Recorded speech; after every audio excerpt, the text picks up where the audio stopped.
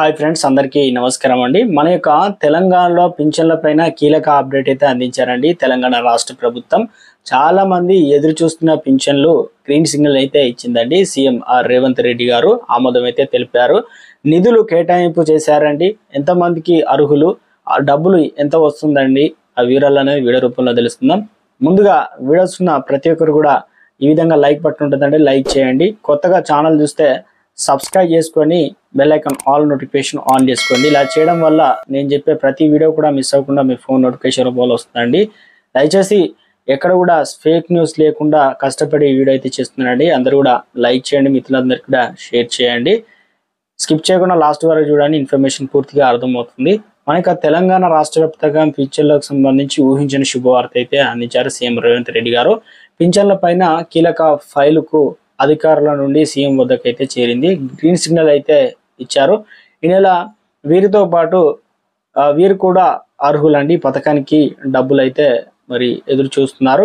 వీరికి డబ్బులు అయితే విడుదల చేయడానికి పూర్తి స్థాయిలో ఏర్పాట్లు కూడా జరుగుతున్నాయండి. అసెంబ్లీ ఎన్నికలు అయితే ముగిసిపోయాయి. పార్లమెంట్ ఎన్నికలు అయితే తెలంగాణలో ఎన్నికల నోటిఫికేషన్ అయితే వచ్చేసింది, కోడ్ అమల్లో ఉంది. ఇక పార్లమెంట్ ఎన్నికలే, ఎంపీ ఎలక్షన్లే కాబట్టి పెద్దగా ఇబ్బందులు అయితే ఉండవండి. కాంగ్రెస్ ప్రభుత్వం ఇచ్చినటువంటి 6 గ్యారంటీలకు మేనిఫెస్టోలో అయితే హామీ అయితే ఇవ్వడం అయితే జరిగిందండి. సో దయచేసి ఈ పథకాలకు సంబంధించి డబ్బులు మీరు తీసుకోవాలని సీఎం రేవంత్ రెడ్డి గారు అయితే తెలిపారండి. పెన్షన్లకు రద్దు చేస్తామని నివేదిక కూడా ఇచ్చారట అధికారులు. కులాల వారీగా కాకుండా సడలింపు అయితే ఇచ్చారు ప్రభుత్వం. ఇలాంటివి తప్పిదాలు మనం చేయకూడదని చెప్పేసి, అంటే పేదల ప్రభుత్వం, ప్రజా ప్రభుత్వం సంబంధించి ఆల్రెడీ చాలా మంది దరఖాస్తులు అయితే చేసుకున్నారు. కొంతమంది చేసుకోలేదు. అర్హత ఉన్నా ఇక నెల గడిచిపోయిందంటే, వచ్చే నెల వచ్చిందంటే వారు కూడా పెన్షన్లకు సంబంధించి క్రైటీరియా కిందకైతే వస్తూ ఉంటారు. అటువంటి వారు కూడా మరలా అవకాశం కల్పించి మీరు ఎంపీడీఓ కార్యాలయంలో కానీ లేదంటే ఎంఆర్ఓ కార్యాలయంలోకి వెళ్ళి వివరాలు, తగిన పత్రాలతో దరఖాస్తు అయితే చేసుకోవచ్చండి. ఇక తెలంగాణలో 48 లక్షల మంది, దాదాపు 50 లక్షల మంది ప్రతి నెల ఏదైతే ఆసరా పెన్షన్ డబ్బులు అయితే పొందుతూ ఉన్నారు. ఇక మరో కొత్తగా 20 లక్షల మంది దాదాపు త్వరలోనే ఈ పెన్షన్లు అయితే అందించబోతున్నారండి. ఇటు ప్రస్తుతానికి వివిధ ప్రజాపాలనలో కార్యక్రమాల్లో ఎవరైతే అర్హత ఉన్నారో వారికి కూడా దరఖాస్తు చేసుకోవడానికి అవకాశం అయితే ఇస్తూ ఉన్నారు. ఇక తెలంగాణలో రేషన్ కార్డు లేకున్నా కూడా ఆధార్ కార్డుతో చాలా మంది ఆసరా పెన్షన్లు అయితే పొందుతున్నట్లు అధికారులు గుర్తించారండి. ఈ నివేదిక ప్రభుత్వానికి అయితే అందించారు. దాదాపు 9.5 సంవత్సరాల నుండి రేషన్ కార్డు కొత్తవి మంజూరు అయితే చేయలేదు. ప్రజలందరూ ఇక పింఛన్దారులు కూడా అడుగుతున్నారు. 9.5 సంవత్సరాల నుండి కొత్త రేషన్ కార్డులు మంజూరు అయితే చేయలేదు. ప్రజలందరూ, పింఛన్దారులు కూడా అడుగుతున్నారు. ఇక ఉన్నట్టుండి రేషన్ కార్డు లేకపోతే చాలా అన్యాయం అయితే జరుగుతుంది. సీఎం రేవంత్ రెడ్డి సంచలన నిర్ణయం అయితే తీసుకున్నారండి.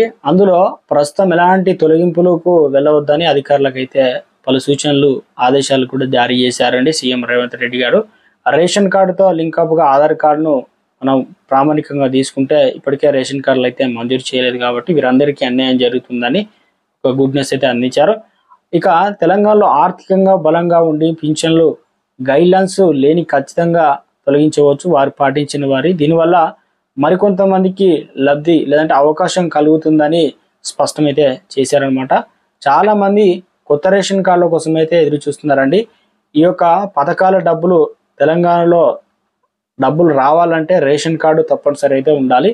ఇక కాబట్టి రేషన్ కార్డులు కోసం అయితే చాలా మంది ఎదురు చూస్తున్నారు. తెలంగాణలో రేషన్ కార్డులు మరి మీ సేవ ద్వారా అయితే దరఖాస్తు చేసుకోవడానికి అవకాశం అయితే కల్పించింది. గత ప్రభుత్వం ఈ రకంగా కూడా గైడ్లైన్స్ని అయితే పొందుపరిచాయి. ప్రజాపాలనలో దరఖాస్తులను ఈ కాలంలో కూడా ప్రభుత్వం ఎక్కడ కూడా మెన్షన్ చేయనప్పటికీ ఇక రేషన్ కార్డులకు కూడా ఒక వైట్ పేపర్ మీద రాసి అయితే ఇచ్చారు. ఇప్పుడు కొత్త రేషన్ కార్డులకు ఆల్రెడీ గతం నుండి క్యాబినెట్ మీటింగ్లో గ్రీన్ సిగ్నల్ కూడా ఇచ్చారు మంజూరు చేయడానికి. అయితే 200 యూనిట్ల వరకు కరెంట్ అయితే దరఖాస్తుకు సంబంధించి చేసుకోవడానికి అవకాశం అయితే కల్పించారనమాట.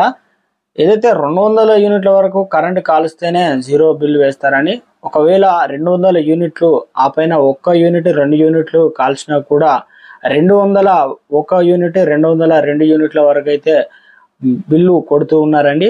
అంటే ఆల్రెడీ ప్రజల నుండి అడుగుతూ ఉన్నారు. 200 యూనిట్ల వరకు కట్ చేసి మిగతా 1 యూనిటా 2 యూనిట్ల ఎన్ని కాల్చుకుంటే అంతవరకే బిల్లు వేయాలని అడుగుతూ ఉన్నారండి. ప్రభుత్వం దీనికి సంబంధించి ఏం చేస్తుందో చూడాలి. 200 యూనిట్ల పైన కరెంట్ కనుక కాలిస్తే మీకు బిల్ అనేది జనరేట్ అవుతుందండి.